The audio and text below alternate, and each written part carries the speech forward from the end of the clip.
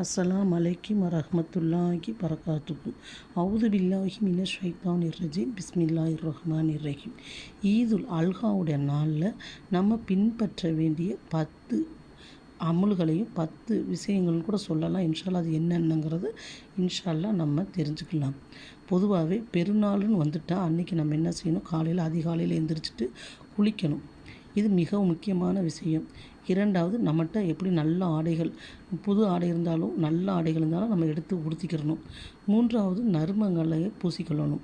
அடுத்து ஆண்கள் பெண்கள் இப்போ எல்லாருமே பள்ளிவாசலுக்கு திடலுக்கு செல்கிறாங்க. நம்ம இப்போ என்ன செய்யலாம்? அன்னைக்கு குர்பானி கொடுக்குறவங்க சாப்பிடாமல் இனிப்பு சாப்பிடாமல் பள்ளிவாசலுக்கு செல்லணும். அன்றைக்கி சென்றுட்டு அங்கே அமர்ந்து 4வதாக கேட்டிங்கன்னா அஜர்த்து சொல்லக்கூடிய இமாம் சொல்லக்கூடிய பயானை கவனமாக கேட்பது. அடுத்து கேட்டிங்கன்னா 2 ரக்காயத்து வாஜிப்பை நம்ம தொழுது கொள்வது. அடுத்து அதிகமாக அல்லாஹ் மீது தக்பீரை நம்ம சொல்லணும். அடுத்து அல்லாஹ்விடத்தில் நமக்கு அதிகமாக பாவ மன்னிப்பை கேட்டுக்கிறணும். அடுத்து அல்லாஹ்விடத்தில் இம்மை மறுமை தேவைகளை நம்ம கேட்கக்கூடியவர்களாக இன்ஷா அல்லாஹ் இருக்கணும். குர்பானி கொடுப்பவர்கள் விரைவாக வீட்டுக்கு வந்து அந்த குர்பானியை கொடுக்கும்போது மிகவும் கவலையுடன், மிகவும் அதாவது சோர்ந்த மனதுடன் தான் நம்ம அறியாமலே அந்த கவலை நமக்கு வந்துடும். அப்படி கவலையோடு தான் நம்ம கொடுக்கணும். அப்படி கொடுக்குறப்ப நம்ம மனசில் ஒரு கவலை இருக்கணும். பிள்ளையை எப்படி நம்ம பறி கொடுக்குறப்ப நம்ம வேதனைப்படுவோமோ அது மாதிரி எப்படி இப்ராஹிம் அலைஹிஸ்ஸலாம் அவர்கள் இஸ்மாயில் அலைஹிஸ்ஸலாம் அவர்களை அல்லாஹ்வுக்காக பறி கொடுத்த தன்னை மகனையே தயார்படுத்தி அந்த வேதனையோடு கொடுக்க முயற்சி செஞ்சாங்களோ அதே மாதிரி இந்த ஆட்டை நம்ம என்ன செய்யணும்? அப்படி தியாகமாக அந்த தியாக திருநாளுங்கிறது அதுதான். அப்படி நம்ம கொடுக்கக்கூடியவங்களாக இன்ஷா அல்லாஹ் இருக்கணும்.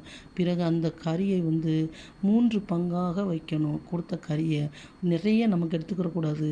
அந்த ஆட்டை அறுத்தோன்னே 3 பங்காக வச்சு நமக்கு சொந்தக்காரங்களுக்கு இல்லாதவங்களுக்கு கொடுக்கணும். அதே மாதிரி கேட்டிங்கன்னா இந்த குர்பானியோட தோல் இருக்குது பார்த்திங்கன்னா, அதை நம்ம விற்று இல்லாதவங்களுக்கு கொடுக்கலாம். அப்படி இல்லைன்னா பள்ளிவாசலுக்கு கொடுத்துடலாம். இந்த கறியை கேட்டிங்கன்னா ஆடு இருக்கிறவங்களுக்கு கறியாவோ தோலாவோ நம்ம கொடுக்கக்கூடாது.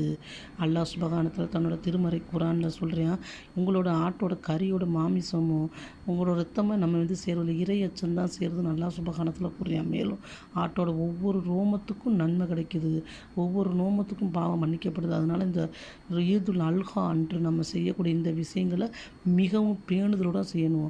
வசதி இருந்தும் குர்பானி கொடுக்காதவர்களை தொழுகிற திடலுக்கே வர வேண்டாம் என்று அல்லாஹ்வோட தூதர் சொன்னாங்க.